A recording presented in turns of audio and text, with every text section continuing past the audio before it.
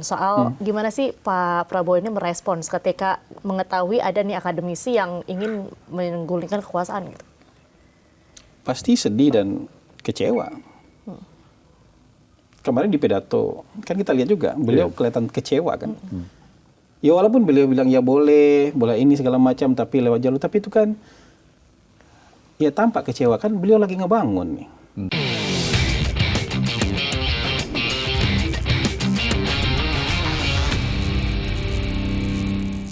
Ngomongin soal demokrasi nih, Bang.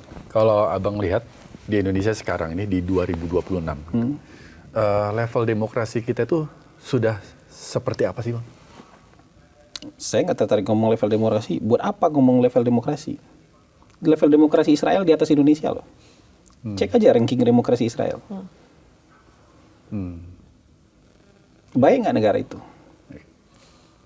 Level demokrasi Israel itu di atas Indonesia jauh. Mungkin 15 tingkat di atas Indonesia level demokrasinya. Nggak menjamin jadi apa ya? Level demokrasi itu ukurannya diberikan oleh siapa? Kan kita punya keunikan sendiri untuk menjalankan demokrasi versi kita yang tidak boleh dijudge oleh negara lain. Ya. Ya itu ditekankan sama Pak Prabowo juga. Nggak boleh dijudge oleh negara lain.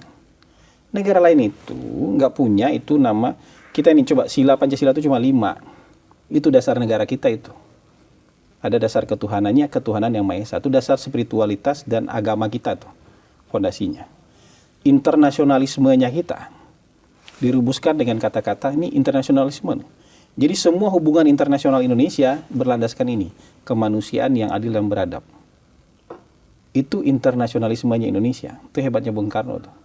Nasionalismenya Indonesia. Ya, nasionalismenya Indonesia diwujudkan dengan kata-kata Persatuan Indonesia. Bukan Federasi Indonesia, tapi Persatuan Indonesia.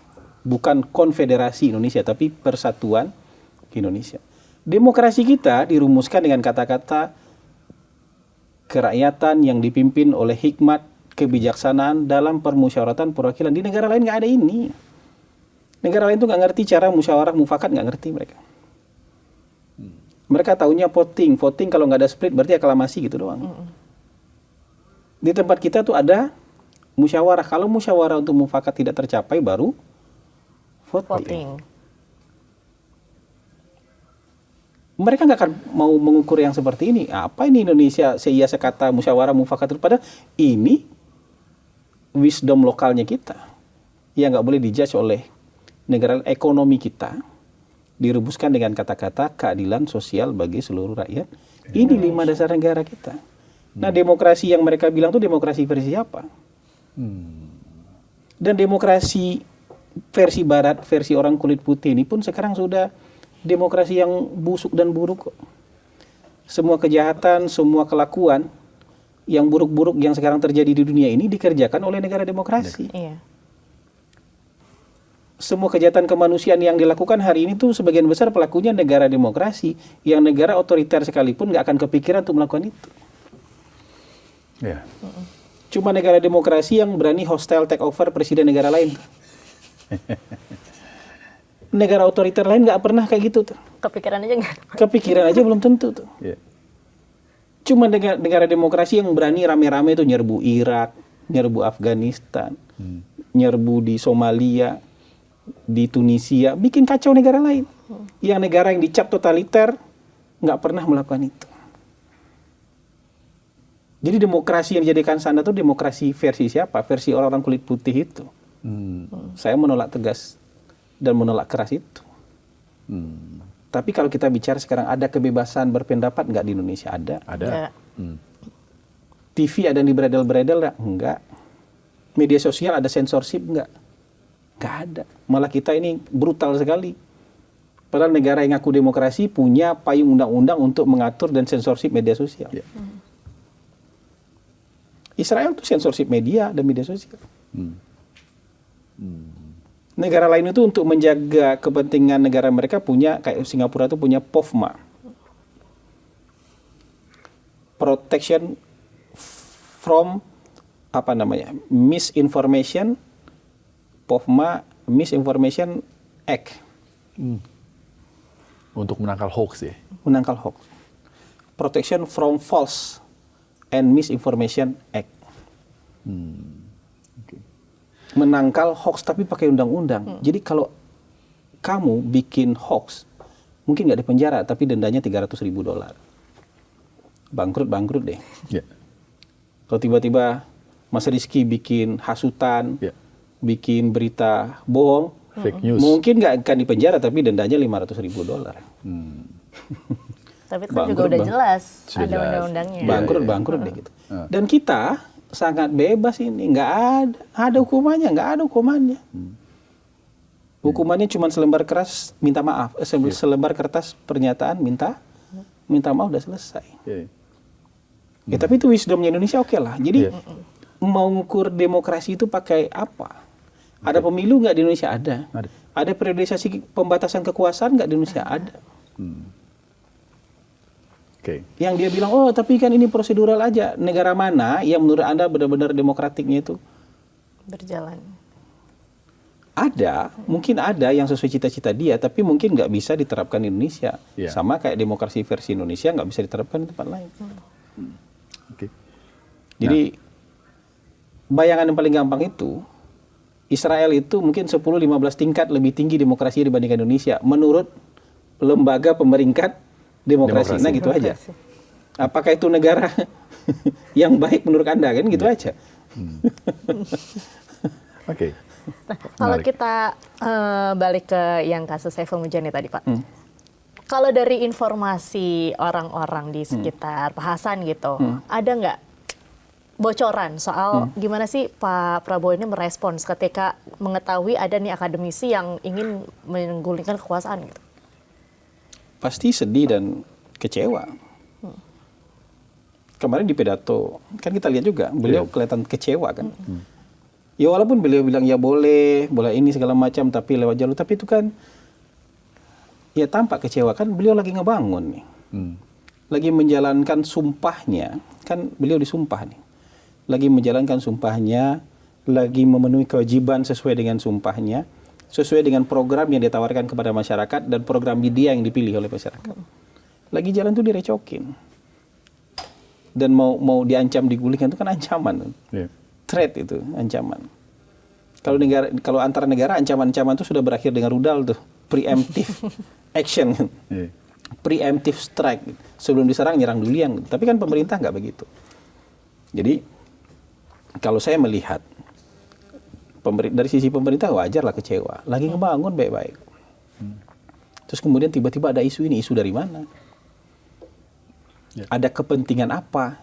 Atau kepentingan siapa? Kok nggak sabar sampai pemilu 2029? Kepentingan siapa? Yang dibawa itu kepentingan siapa? Kepentingan rakyat?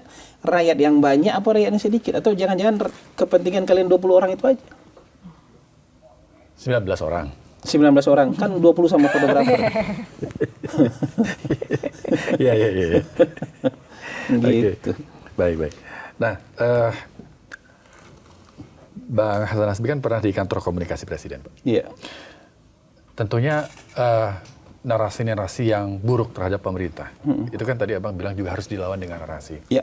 Nah, apa yang sudah terjadi sekarang, narasi yang soal penggulingan, apakah Abang melihat saat ini dari kantor Presiden itu sudah menyiapkan narasi-narasi yang untuk menangkal itu? Selain dari yang kemarin Pak Presiden bilang di taklimat itu ya? Iya, gini, kalau pemerintah itu memang ada dilema. Mereka harus menanggapinya dengan proporsional dan sopan banget gitu. Takut dipelintir ya? Karena kalau agak keras dikit dianggap pembungkaman. Iya. Iya. Dianggap nanti agresivitas. Dianggap nanti represif. Kalau agak kayak saya ngomong hari ini nih, pasti dia udah dianggap represif ini. Begitu cara sebagian orang melihat itu sebagai itu. Makanya pasti tanggapan versi pemerintah pasti sopan banget. Dan harus berhati-hati ya. Dan harus hati-hati banget gitu. Nah, bedanya di sana pakai rudal, pakai javelin, pakai RPG, di sini cuma pakai pistol air. Cuma damin. Jadi Karena harus sopan banget kan gitu. Harus sopan banget. Jadi nggak imbang. Makanya sebenarnya penting juga buat orang-orang seperti saya misalnya yang berposisi di luar pemerintahan tapi mendukung pemerintah untuk ikut bersuara, untuk ikut meluruskan bahwa ini nggak bisa, untuk ikut menjelaskan apapun itulah termasuk hal ini yang dari sisi pemerintah dengan bahasa yang lebih lugas, dengan bahasa yang lebih terus terang, supaya apa? Supaya pesannya sampai. Kadang-kadang kan kalau halus-halus itu ini daya dorongnya nggak jauh kan? Misalnya serangannya dilihat oleh 5 juta orang. Ketika dijawab oleh pemerintah, yang nonton 50, yang nonton 500 gitu misalnya. Tapi memang pemerintah itu dilema. Dan saya paham sekali bagaimana dilematisnya sebagai seorang pejabat pemerintah harus menjawab serangan yang begitu keras. Kalau kita jawab dengan bahasa yang sama kerasnya, pasti udah dituduh macam-macam tuh. Tapi kayak begitu aja banyak yang beranggapan, aduh komunikasi pemerintah ini jelek banget gitu kan. Nah, itu kan ngomong-ngomong aja. Kalau komunikasi jelek itu ukurannya apa? Makanya waktu itu ada satu influencer datang ke tempat saya berdebat soal komunikasi jelek. Saya bilang harus ada ukuran. Kalau komunikasi pemerintah jelek, approval rating pemerintah pasti turun. Karena pesan pemerintah nggak nyampe kan? Karena kebaikan-kebaikan pemerintah kan nggak nyampe. Tapi kalau approval rating pemerintah naik atau tetap stay tinggi, Anda nggak bisa bilang komunikasinya pemerintah jelek. Oke, yang ditangkap itu mungkin seperti ini, Bang. Jadi ada beberapa pejabat yang menyampaikan informasi, tapi kemudian di level pelaksanaannya itu tidak sesuai gitu. Ya mungkin aja. Itu mungkin dipersepsikan menjadi komunikasi yang kurang bagus gitu. Iya, saya sering ketemu lah orang-orang yang komen, oh komunikasi pemerintah harusnya begini, harusnya begini. Dia mungkin pengen mengisi posisi itu. Saya ketemu banyak orang lain, wah komunikasi itu harus begini, begini. Ya kamu aja yang coba, kalau emang bisa gitu. Jadi ini negara besar. Dan pejabatnya, sektor pembangunannya banyak. Jadi pejabat yang bertanggung jawab untuk sektor-sektor itu banyak sekali. Kalau misalnya Rizky jadi menteri, kemudian lagi ke lapangan, ditanya oleh wartawan kan nggak bisa bilang informasinya satu pintu aja lewat jubir pemerintah, kan nggak bisa. Anda harus jawab. Jadi masalah lagi nanti kalau Anda nggak mau jawab, menteri ini nggak mau jawab, menteri ini lari dari tanggung jawab, menteri ini ngeles karena nggak mau jawab. Anda juga harus jawab.